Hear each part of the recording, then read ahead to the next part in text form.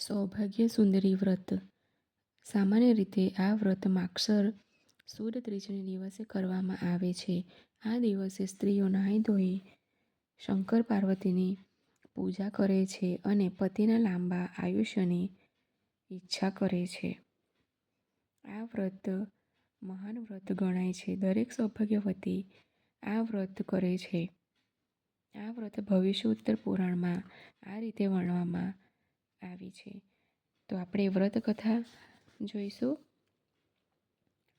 એક વખત શ્રી નારદજી પોતાના પિતા બ્રહ્માજી પાસે ગયા અને વિશ્વના વિતકની કથા તેમને કહી સંભળાવી.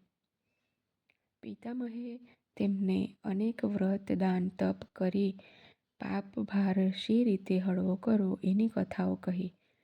એક સમય શ્રી વસિષ્ઠજી પોતાના પત્ની અરુંધતી સાથે ભગવાન કૈલાસેશ્વરના દર્શનાર્થે આવ્યા.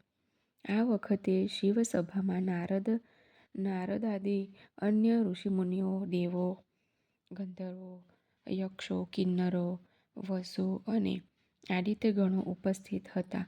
ભગવાન શંકર અરુંધતીનું સ્વરૂપ, સૌભાગ્ય અને ઉત્તમ સ્વભાવ જોઈને હસવા લાગ્યા. ભગવાન ત્રિપુરારી, વૈરી, વિનાશક અકારણ હસે નહીં, એટલે વસિષ્ઠે શિવજીને હસતા જોઈ હસવાનું કારણ પૂછ્યું. ત્યારે ભગવાન આશુતોષ મહાદેવજીએ કહ્યું, હે મુનીશ્વર, તમારા પત્નીએ એક આશ્ચર્યકારક વ્રત કર્યું. તેના પ્રભાવે આજે તે આવા રૂપ, ગુણ, સ્વભાવ મેળવી શક્યા. આ યાદ આવતા મને આનંદ થયો. ભગવાન નારદ બોલ્યા, તે વ્રતની કથા અને વિધિ કૃપા કરીને કહેશો. શ્રી હેરંબા પિતામહ બોલ્યા, હે મુનિઓ, આપને સૌભાગ્ય સુંદરી વ્રતનું મહાત્મ્ય કહું છું.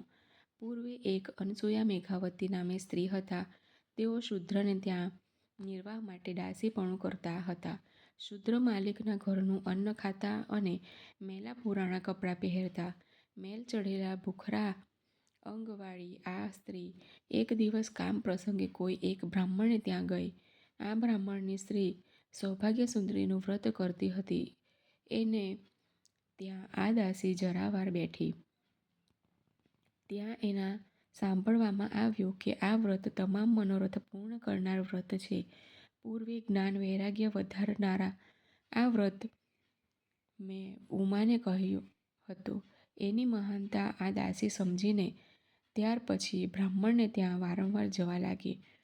બ્રાહ્મણ પત્ની પાસેથી આ સૌભાગ્ય સુંદરી વ્રતના વિધિ, પૂજન અર્ચન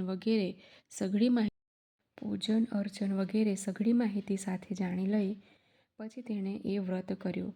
ગરીબ હોવાથી તે પૂર્ણપણે વ્રતની વિધિ કરી શકી નહીં.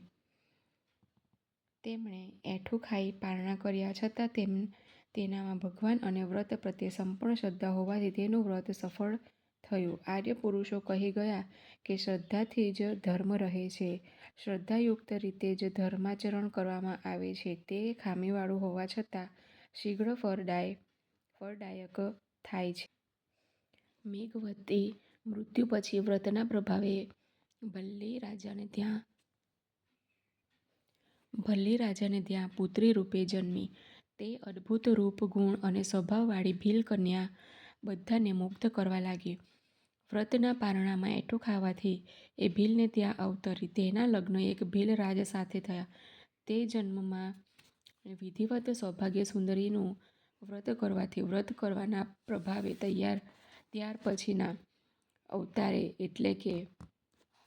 એટલે કે હવે તેઓ અરુંધતી રૂપે અવતર્યા અને વસિષ્ઠ જેવા સમર્થ તત્વજ્ઞાની પતિને પામ્યા. નારદ બોલ્યા, ભગવાન, આ વ્રતની શી વિધિ છે?